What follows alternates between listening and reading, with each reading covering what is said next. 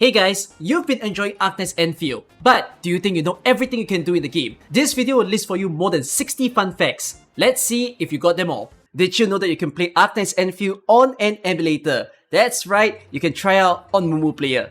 If your mobile device or PC cannot run Endfield at the moment, you can try out MuMuPlayer to experience Endfield together with all of us. MuMuPlayer can help to support your PC experience even if you're running on low specs. That way, you can also play the game just like you would on a keyboard and mouse. Better yet, if you're playing Arknights or other gacha games, you can run multi-instances to make sure that all your accounts are happening together on one emulator. So, why wait? Download MuMuPlayer with my affiliate link in the description and pinned comment of this video. Industrial explosives aren't just used to break walls, you can also use it for rare ores or minerals. And you can then collect them after. You can actually place relay towers while teleporting. In this case, I've connected to this relay tower. I'm going to teleport over here. As long as you're still within the 80-meter range, you can set down one of the towers just like that. And there's a connection. There are no tricks for zipline towers. You just need to make sure that there are no obstructions in the way so that you can zipline across to another side of the map. Just like that. When powering out your towers, you do not have to connect them to the electrical grid. Instead, however, you may consider using batteries. So for instance, just shift click on this, it will charge it all up, and once you're done, you can just remove it, and you can do the same for all of the other towers, just like that. When you're done using the towers and you want to pack them up, in your base building mode, you can simply press X, and you can run around, pick them all up, in order to remove them. You do not have to collect rare gatherables every day, you just have to click on the top left button, and there will be a reminder to tell you if rare growths or minerals are full. Click on it and it'll tell you where has hit max capacity. If there's a treasure or an Aureline nearby, your teammates might have a voice line or an emote to show you that you have actually found it. If you are struggling to find some treasures or Aurelines, you can actually buy scanners using the stock redistribution. Simply head over here and you can see that there are some for you to buy at a cheaper price, or otherwise you can also buy them on a weekly basis. Then, go to your valuable stash. You will then find that within the last tab, you can actually use them. So to simulate using them, I'm just going to scan once, and you can see that on the map, it'll show the nearest Aureline that's available. You can also use it again in order to scan something else that is also within the range, and then it'll pop up, and you can go collect them. Scan points will only disappear after you have actually collected them. While you can find your quests within the Quest tab, not all of them will immediately appear. Some of them are embedded within the Messages tab. Go to the second panel and speak to all of these various characters. Then, it will trigger a brand new quest unlock for you. You may be collecting your pools by collecting treasure chests or completing puzzles, but there are also more avenues for getting pools. Click on Archive and click on Intel Gathering. If you have collected certain files within the game and you have collected all of them within a set, you can simply click on one of them and submit it in order to get yourself some oro barrels. Then, check out the crafting manual. Go to Backpack, click on Crafting, and click on Crafting Manual. You'll see a list of items that you can collect within the game. At certain quantities, they'll give you pools and even formulas in order to craft some good food for your units to use. If you are in Wuling, keep a lookout for dehydrated slugs. They will look like slugs that are just kinda dead on the floor. You can fill your sprayer with any liquid, and then when you spray at them, you'll see them kind of come to life, and they'll be happy that you have actually fed them water. Wait for a little while and you'll see a little treasure pop up. It won't give you any pools, but they'll thank you for your help. Whenever you open treasure chests, you might be in a hurry to pick up the materials that are left on the ground. You actually don't have to do that. After some time, if there are materials that you left, they will actually enter your mail. There is a lost and found section. After 24 hours, all of them will be sent back to you. If you didn't know, you can move the base in your factory. Simply click on it and move it somewhere else. When you're powering the thermal banks, don't just send a resource singularly into a thermal bank. You can do it in sets of 4, just like that. And that even applies to the batteries as well. If you run out of power within your base, don't panic and deconstruct the entire base. Instead, however, use the excess amount of batteries or original ore that you have. So in this case, I'm just gonna plant in the batteries that I have in my depot, just as you see here. Use the time to rectify the problems that you have within your base. For any products that you produce, you don't have to just send it to the main base or depot loader. Consider using a protocol stash that will allow for a shorter pipeline. Be wary of pumping two materials into a singular protocol stash. If any one of them have a maxed out capacity, then it might clog up the system. So just send one singular product into a single protocol stash for safety. If you are already in Wuling and you never knew, your depot bus doesn't have to be restricted. You can actually move it anywhere that you want in the map in itself. And the unloaders can also work on both sides. Just as you see, when you are setting up the depot buses, you don't have to put them in a straight line. You can set them up in any order as long as they touch the main corner. When you're using your depot unloaders and loaders, you also don't have to flush them into the wall. As long as they're touching one of the depot buses, it will be just fine. You might be used to the bugflower and sandflower formulas, but when you come to Wuling, you're introduced to two new plants, the Yazhen and Jingcao. They do have different formulas. Usually you're used to using 2 planting units and 1 seeding unit. But in the case of Wuling, you can just use 1 planting unit and 1 seeding unit for those plants. Also, rather than producing a singular carbon, when you refine that plant, the plants of Wuling will actually produce 2 carbons instead. So take note of this change. Here's a little magic trick. Rather than to use multiple planters and seeders to produce various types of plants, you can actually just use this amount to produce all the plants that you want. So, what I can do is just place a singular sand leaf, and when it's done, I'll place in an Ecatine, and when that's done, I can place in a Citro. This way, I'm actually farming all the plants at a time, and you can do up to 4 plants within a system. However, if any of the plants were to hit maximum capacity, it will clog it up. So you have to clean it up and remove the plant that is at maximum capacity. If you want to study your base, there's a neat way to do so. Simply click on it. The front page will show you your depot capacity and how it's doing, and then the next page, when you click on the triple dot, will show you the yield and usage. If your usage is higher than the yield, it means that you're using too much of this item and eventually it will run out. So you will have to troubleshoot that. If you're trying to study on certain outputs, you can do so by clicking on the star button so that every time you come back in, you can see them appearing on the top. Theoretical yield is if you use every input and output that you have set. So it will show you the true highest possible amount you can use at a time. But you don't have to pay attention to theoretical data to notice if your base is working or not. Instead, the current data is actually what's happening in your base. So even though this is highlighted in red, you don't have to worry since I have more yield than usage. If you have never known, there is actually a hidden formula right now within the game. Interact with this particular seller and then buy the fertilizer formula. If you check into your archive, go to findings, manuscripts and scroll all the way down, you will find the fertilizer formula. Reading it will tell you to get Berdomuck, which is a poop that you get from petting the cows, and liquid cyanide.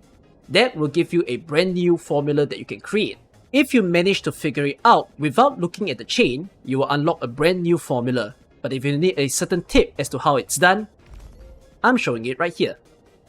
Bumper Ridge may not be very efficient for you to produce right now, but if you do make them, you can use them within your plots. Simply use them on any plot, and what it will do is double the output. So in this case, I'm currently farming ginseng, and instead of giving me 3 ginseng, as you see there, this is giving me 6. When completing a delivery, if you are delivering to an NPC character for the first time, you will get a special reward in your mail. Now moving on to outpost specific matters. When you have jobs to take within the day, if you're lazy, or if you simply just want more bills, what you can do is go to the depot node itself, pack up those goods as you see, find the highest pricing, and then, rather than to do it yourself, simply go to the quest and then transfer the job out. Your friends and other players can actually help you to complete that job. And when it's done, you can simply click on Depot Node, go to the Job Transfer tab, and then you can get the money sent to your account. This doesn't decrease the amount of money that you can get, it's still going to be the same as long as they complete the job perfectly. However, if you want more stock bills, you can also claim jobs from other people as well. You can collect up to 3 in a day, so this doubles the amount of possible stock bills that you can get. Stocks could go as low as 400 and possibly as high as 6,000. You should always be buying the stocks within your own account when it's very low, but be wary of the capacity as it will always reload. So if you're nearing max capacity, you will still have to buy some stocks. When you see that they're at a good price, then consider buying them out. Then check in on your friend's price, and if you see that it's a nice transfer rate, then go to visit their ship and make the sales. Don't be too hasty when you buy a certain stock at a very low price. You don't have to immediately sell it. If you see my friends list, the highest possible that I can sell is at 3,000, but as mentioned, it could go as high as 6,000. My rule of thumb is that once it goes above 5k, I would consider that a good time to sell. You can access all of the rooms on your Dijiang in a singular tab. Click on the top left button or I, and you'll be brought to this page. You can check in on all the factories or the growth chamber. If you happen to have a friend that gave you a production assist, which means to speed up the time that it takes, you can use it and you'll make it a little bit faster to get the items. When you are visiting your friends to get credits, you can actually check how many clue exchanges and also production assists you can give on the top right corner. Then visit any of your friends to fill it up for the day, then go to the guest terminal and simply help them with their clue exchange or production assists. When you give production assist to the growth chamber, you will always be given a free seed that you can use in your base. If you want to give your friend nicknames, you can actually do so. Just click on them, edit remark, call them anything that you want, and you've given them a special name. If you didn't know, you can actually change your gender within this game. Just go and touch this particular stone and then switch it. There'll be a 24-hour cooldown, and if you want to switch it again at any point in time, the game will let you do it.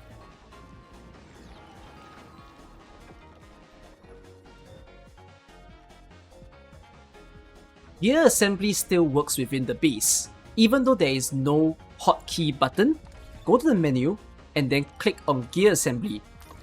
You can actually craft all the gears on the ship. When you are building your units, take note that they have a main stat and a substat. The main stat is the yellow icon, and then the substat is the grey icon. For main stat, when you improve on it, half of these points will contribute as an attack increase, while for the substat, 20% of it will be contributed as an attack increase.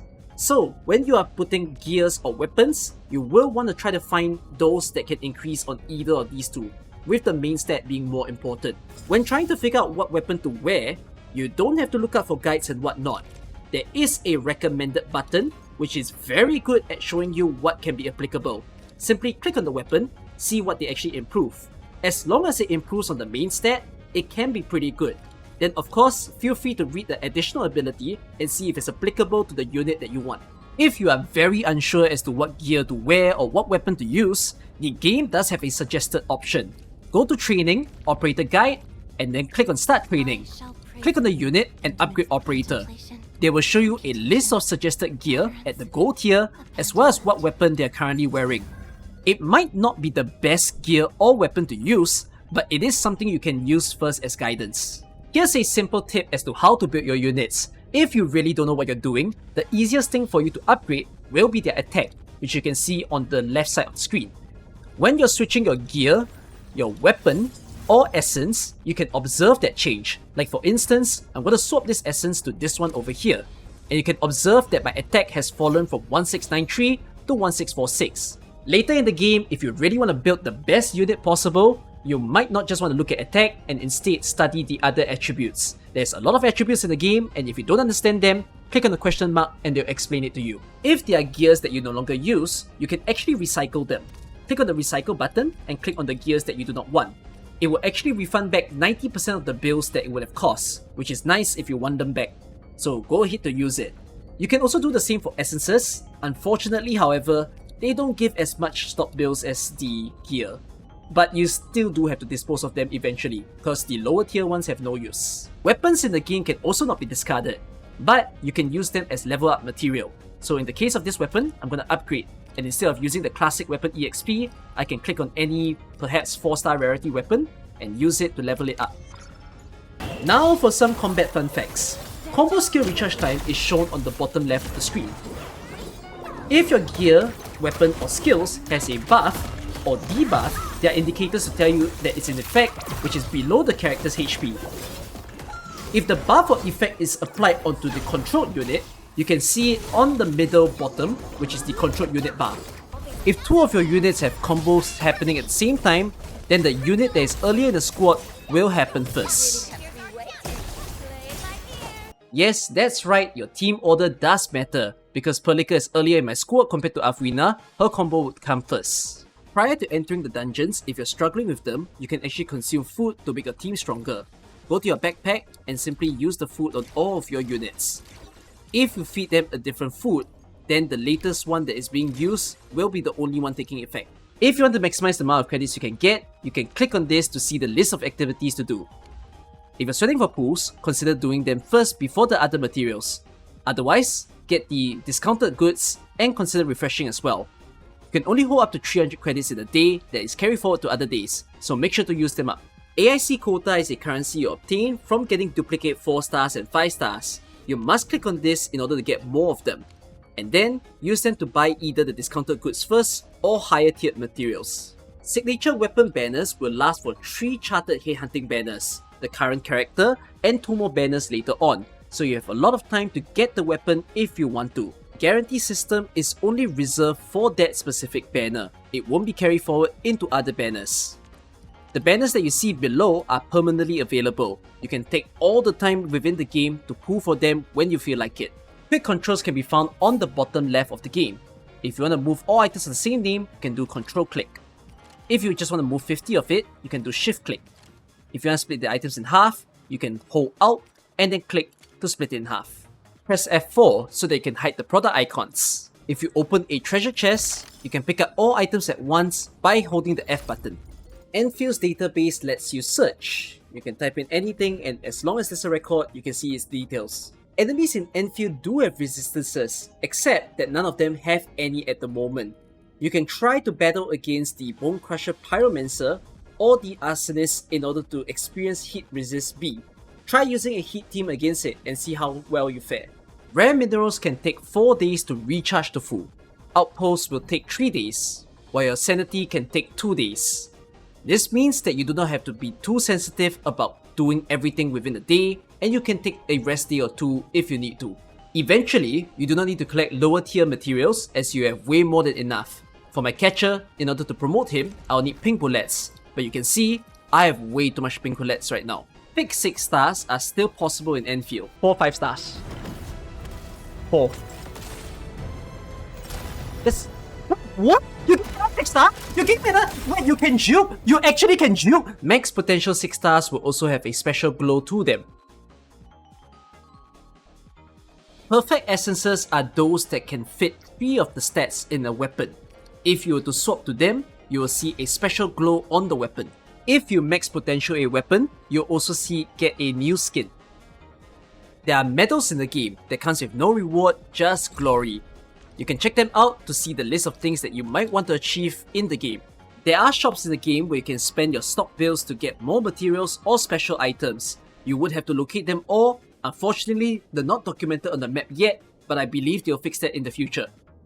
Final tip to all of you, if you haven't created an SKPort account, go create one, and if you were to log in daily, you do have sign-in rewards as well. That is a long video. A lot of hard work put into this one. I hope that you found new things that you didn't know about the game. If there are things that you feel others should know about and you want to say it, feel free to share with us in the comments down below. Hope you enjoyed this video. I'll see you in another one. Bye bye.